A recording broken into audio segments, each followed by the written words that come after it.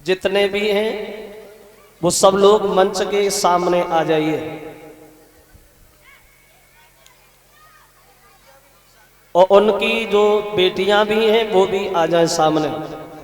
दामाद और बेटी जो भी हैं सब लोग आ जाए। ये एक हार आया है ऋषभ और एक हार रमन की तरफ से, जो हमारे भोले शास्त्री के चाचा जी के पुत्र हैं। ऋषभ और रमन की तरफ से एक एक हार हमारे करीब आया है। 500 रुपया एक टीन अभय राम यादव ये डालूपुर। 1100 रुपया अजय यादव दरोगा जी के भतीजे। और एक हार हमारे करीब आया है संदीप यादव पिड़सरा, जो भांजे सोनिक के हरोल के रहने वाले। 7 हार एक हार हमारे करीब कलश वाली कन्याओं को एक एक तस्वीर ये विक्रम सिंह रठेरा। और 8 हार एक हार हमारे करीब 51 रुपया और 10-10 रुपया साथियों को कलश वाली कन्याओं को छोटे लाल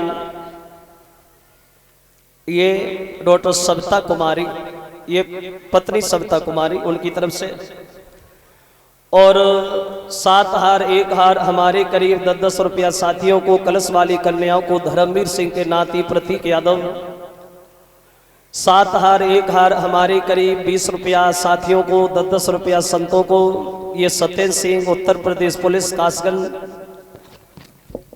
और 7 हार आए हैं एक हार हमारे पास 10-10 रुपया कलश वाली कन्याओं को साथियों को ये राम प्रेस यादव कासगंज। एक हार आया है भोले शास्त्री के मामा जी की तरफ से। अब सुदामा जब चलवे को तैयार भय तो सबसे पहले रुक्मिणी जाई, बोले भैया अब की बार आओ तो अकेले ना आना, भाभी को भी साथ लाना, नमस्ते। सुदामा आतरे की तरफ देखते रहे, उन्हें कछू ना दो। जामवंती आई, बोले भैया अब की बार बच्चों को भी ले आना, भाभी को भी लाना, नमस्ते। मारी गुस्सा के बाद सुदामा जुझला के दक्षिणा में चपन्नी ना बिना मतलब की नमस्ते। श्याम अगर ऐसे नमस्ते करवे को बैठे रहे तो 1 दिन 2 दिन ना 2.5-3 महीना लगेंगे, तू हमें जानता है। बोले ठीक है। अब गांव से बाहर आए के कन्हैया ने एक फूल भेंट में दो और एक बात कहिए भैया फिर घूम जाना। अब कन्हैया तो लौटे आए, अब फूल को देख के सुदामा जुझलाए गए। जब फूल को ओढ़े बिछाएं घरे ले जाएं खाएं का करें, हम तो पहले जानता हमें देखा दिए। पराई घर में माँ कर खाए के तो बड़ो बहुत 2-3 मुट्ठी चावल लाए, पता नहीं कबो को भूखो रहे सब सबले। बालापन के मित्र हो कहा दे असराप, और जो भगवान हमको दयो बस सोई लीजिए आप। सुदामा ने सोची हम अपनी गरीबी दे रहे, वे दोनों लोग वापस हुए। अब इधर विश्वकर्मा को इशारा दिया, जैसे द्वारिकापुरी बनी है ऐसे सुदामापुरी बना के तैयार करो। रात ही रात में बड़े सुंदर सुंदर महल बन के तैयार हो गए। सुदामा जब घर पे आए तो घर नहीं पहचान पाए, दरवाजे पे बैठ गए, रोने लगे। कन्हैया लगता है मेरी पत्नी को किसी ने मार दिया, अपना घर बसा लिया, मैं तो लुट गया, मैं तो बर्बाद हो गया। और रोने लगे और बोले ओ सावरिया तेरे पीछे कोई माधव नसाई, और करके भामिनी की याद सुदामा की लगी भरिया। अरे ऊपर से याद आ जब भाई भामिन ने दगा लगाई, और पकड़ कलाई सीढ़ियन सीढ़ियन ले गई डाचड़ा। जो देखा पहचान लिया तो घर के लिखा है, बोली महाराज सब आपका ही तो है। सुदामा सोचने लगे बाहर श्याम बड़े पत्थर दिल का निकला, जो चलते समय तो उससे मन से नहीं बोला, भूल हो गई कन्हैया।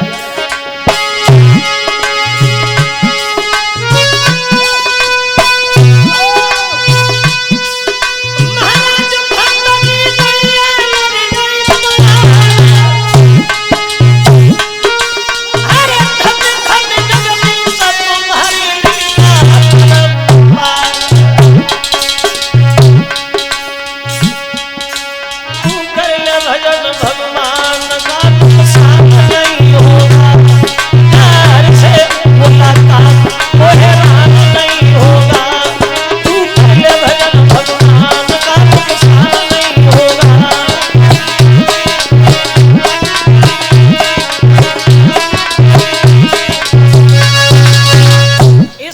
से सुदामा की गरीबी को दूर किया है वहां। और अब देखे इधर जहां कथा का 7वां दिन, सबके तिलक लगाए जा रहे और वो तक्षक नाग जिंदा होकर के महाराज परीक्षित को डसने के लिए भागा। 1400 चेलों के साथ गुरु धनवंतर परीक्षित को जिंदा करने दौड़े तो दोनों की रास्ता में भेंट हो गई। तक्षक पूछने लगा, गुरुदेव आप कहां जा रहे हो? बोले हम परीक्षित को जिंदा करने जा रहे हैं। वो बोला मैं डसने जा रहा हूं, क्यों ना हमारे तुम्हारे दो दो हाथ हो जाए, अगर तुम हार गए तो तुम नहीं जाओगे, हम हार गए तो हम नहीं जाए।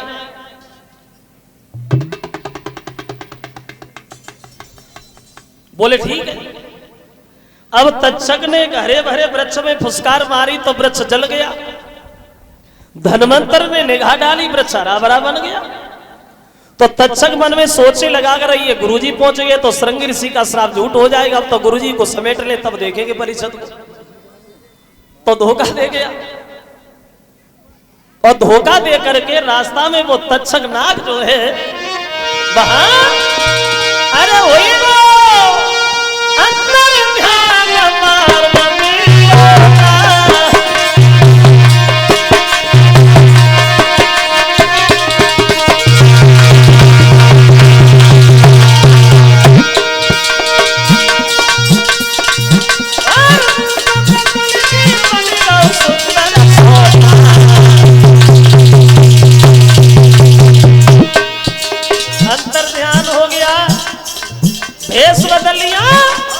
सुंदर सी छड़ी बन गया।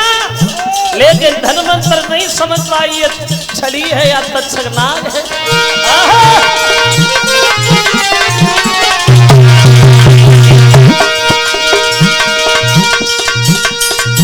महाराज धनवंतर और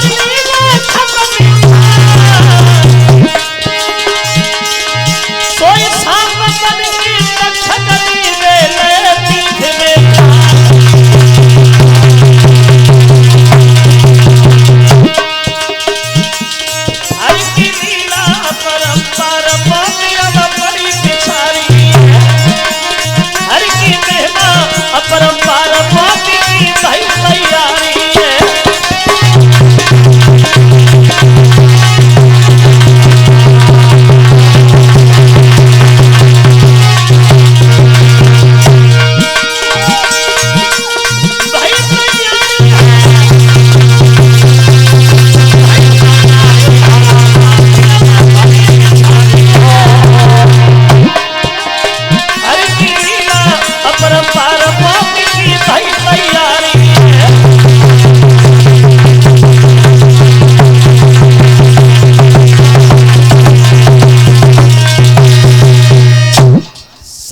बन करके तक्षक ने धनवंतर की पीठ में डस लिया।